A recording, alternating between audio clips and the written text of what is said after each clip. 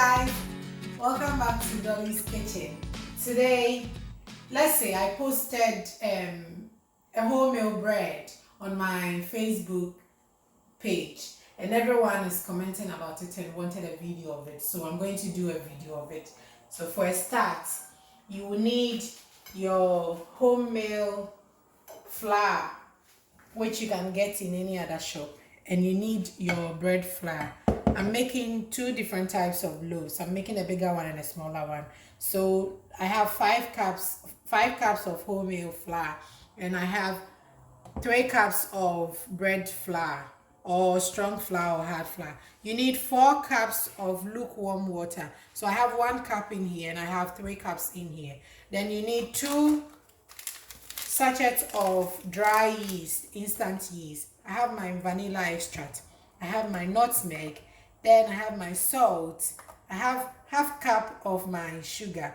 If you don't like sugar, don't add any sugar to it. Just add a little bit of salt to it. Then I have my melted butter. I'll leave all the measurements in the description below. So for a start, I'll take 1 cup of my lukewarm water. Then I'm going to add just 1 tablespoon of salt. And I'm going to add my yeast, my dry yeast to it.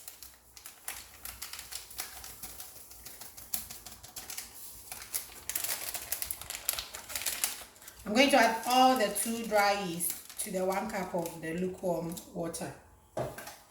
Then you have to stir it for all the yeast to dissolve in the water.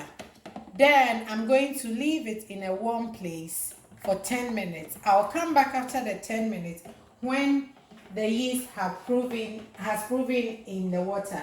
We'll come back and show you how it looks like. Alright guys, so after 10 minutes, this is how our yeast has proven to. So I'm going to add the bread flour to the wholemeal flour. I'm going to add all the dry ingredients. So if you're making a lot or a bigger loaf, you need a bigger mixing bowl. I'm going to add my sugar, my salt, and my nutmeg together. Mix all together, then you create a hole in the middle. Then you add your yeast.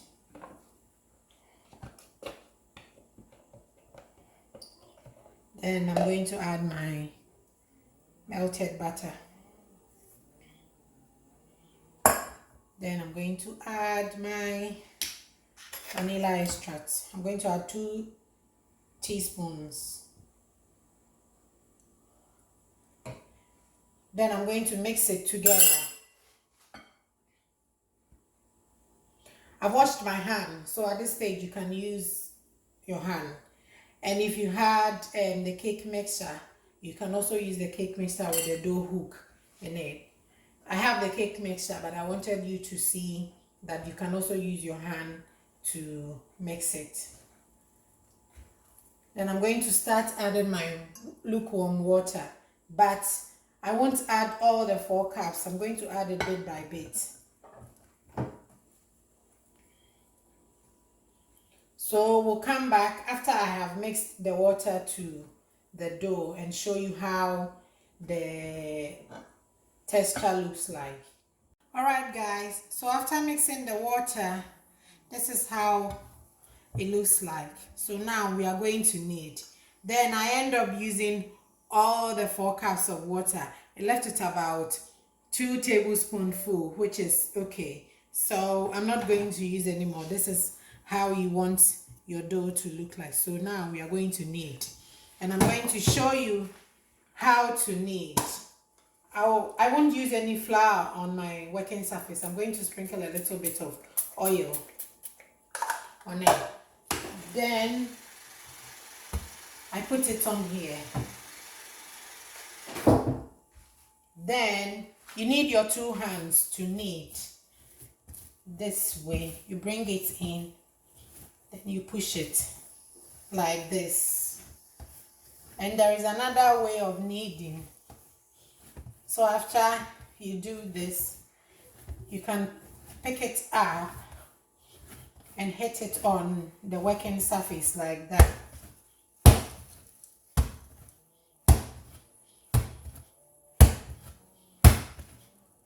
I like kneading it this way. So you have to knead it for 10 minutes. I'll come back after 10 minutes to show you how my dough looks like after kneading. Alright guys, so after kneading, this is how it looks like. It will look dry, but it's fine because the wholemeal flour, when you make it into a bread or a dough, it goes dry more than the proper bread flour. So if you want to see if it's all right, when you press it, it bounces back. So when you press it, it does bounces back. So now we are going to leave it in a mixing bowl and cover it with our tea towel for 10 minutes. So after 10 minutes, I'll come back and show you how I'm going to fold it into a log and into my bread thins. And you need to grease your bread thin with butter. So that's how I'm going to do to mine. You need to grease everywhere at the tip of it too. So when the bread proofs, when it gets to the end, it doesn't stick to the pan. So we'll come back in 10 minutes and show you how we are going to mold it into a log. Alright guys, so after 10 minutes, this is how our dough looks like. So you take it out, then we are going to divide it, but not into two because I have a smaller pan and a bigger pan, and you need your rolling pin. You need a bit of flour as well. So I'm going to divide it. If you have a scale, you can use your scale, but I'm not going to use a scale. I'm going to gauge it with my eye. So I think this is okay. The small one will be fine, and the bigger one, it's also right here. So I'll need a bit of flour, just a small flour on top of the surface. Then I put my bread on it and spread it. And I'm going to use my rolling pin. That way, I'm going to create a log, which is the same size, just like my bread, my loaf tin. And sometimes I use my loaf tin to measure the size of the bread the way I want it.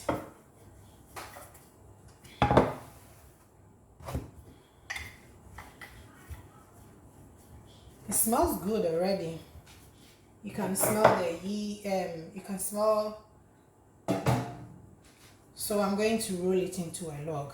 So it goes this way and this way and that way. Then when it gets here, you hold it together this way.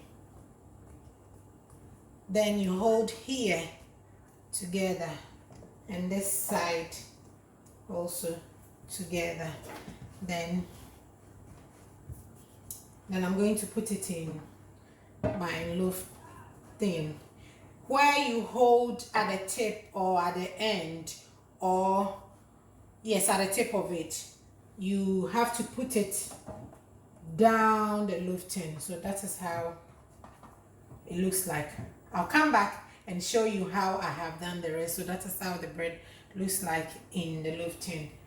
Then I'm going to do the same thing to the smaller one, a small flour. Then you spread it. Then you use this. I'll come back and show you after I have rolled this into a log, into the small loaf tin. So after rolling it into a log, this is how it looks like. So now we are going to cover it. So I'm going to cover it with my cling film. I won't make it too tight. I'll make it just a bit loose. So when my bread proves or rises up, it can fit the full tin and the same thing. And I'm going to leave it in a warm place for 1 hour. And my warm place is going to be my oven. I haven't turned on the oven. I have just only turned on the lights in the oven. So if it is sunny where you are, you can leave it outside for the sun to make it rise. But today is raining here, so I'm going to leave it in my oven for 1 hour for it to prove. Then you can cover it with your tea towel for it to prove faster. So we'll come back after 1 hour to show you how our dough has proven to and how we are going to bake it. So I'll see you in an hour. Alright guys, so after an hour our dough has proven in double size. It has risen in double size. So I have already preheat my oven at 250 degrees for 20 minutes. So I'm going to put it in and leave it and bake it for almost an hour. I'll come back and show you how it looks like after I've baked it. And when you put it in the oven, you have to change the heat to 160 degrees for 30 minutes. And if you want it to be a bit brown, then you turn it to 180 degrees. I'll show you everything for you to know how I'm going to do it. So after an hour, I'll come back and show you how the bread looks like. Alright guys, so after an hour, this is how our bread looks like. Anytime, if I want to check if my bread is properly baked, I tap in to see if it makes a sound, then that means the bread is ready. And this one is also ready. It looks good. So it's too hot, so I'm going to leave it, but I'll cover it with a tea towel. Then after maybe 15 minutes, you can start serving it with anything that you want. So it's an easy recipe. Just try it and send me a picture on my Facebook page, Dolly's. If you haven't subscribed to my channel, please do subscribe to my channel. You can also watch me on ATL African TV on Facebook. You can also join my Facebook page, Dolly's Kitchen, and follow me on Instagram, Dolly_S Kitchen. Thanks very much for watching. Thank you. Stay safe. Bye. Scream. My PKXC scream.